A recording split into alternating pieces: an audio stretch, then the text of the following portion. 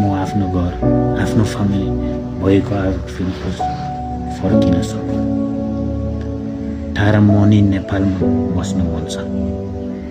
म नेपाल बस्नु मन छ, भिजा हुनु पर्यो, लिगल हुनु पर्यो। अब इलिगल नबस्ने, त्यही भएर म अहिले घर फर्किनु खोजेको। तपाईहरु गर्नुभएको सानो सहयोगले पानी मेरो लागि ठुलो फरक पर्न सक्छ र मैले आफ्नो फ्यामिलीसम्म फर्केर धेरै मद्दत हुनेछ। यो गाह्रो समयमा मलाई सपोर्ट र सहयोग गर्नुहुने सम्पूर्ण मानिसहरूलाई म सधैँ हृदयदेखि आभारी हुन्छु। म त अहिलेसम्म भन्छु, मलाई नेपाल माया गरेको छ।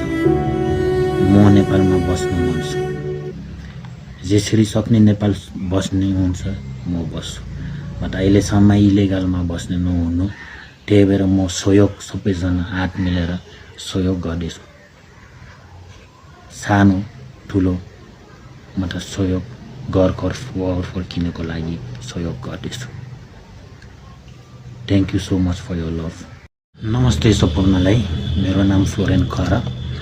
म ओरिजिनली आइभरी कोस्टबाट हो, तर म पहिला 10-12 वर्षदेखि नेपालमा बसेर यहाँ फुटबल खेल्दै आएको छु। म नेपालमा फुटबल खेलेर नै आफ्नो जिन्दगी चलाउँदै आएको थियो। तर अहिले नेपालमा फुटबलमा विभिन्न समस्याहरू भएको छ। त्यही कारण फुटबल टुर्नामेन्ट र कम्पिटिसनहरू नियमित रूपमा हुन सकेको छैन। यसले गर्दा मेरो इन्कमको सोर्स पनि प्रभावित भएको छ। मैले नेपालको भिजा धेरै अगाडि नै प्रोसेस सुरु गरेको थियो, तर अहिलेसम्म पनि मैले भिजा पाउन सकेको छैन। इन्डियामा पनि फुटबल कम्पिटिसनहरू हुन लागेको भएकोले मलाई इन्डियन भिजाको लागि पनि अप्लाई गरेको छ। तर त्यसको पनि अहिलेसम्म नै कुनै पोजिटिभ रेस्पोन्स आएको छैन। अहिले म नेपालमा एकदमै गाह्रो परिस्थितिमा छु। मैले डेली एक्सपेन्सेस जस्तै खाना, बस्न, घर भाडा अनि अरू बेसिक निड्सहरू म्यानेज पनि धेरै गाह्रो भइरहेछ।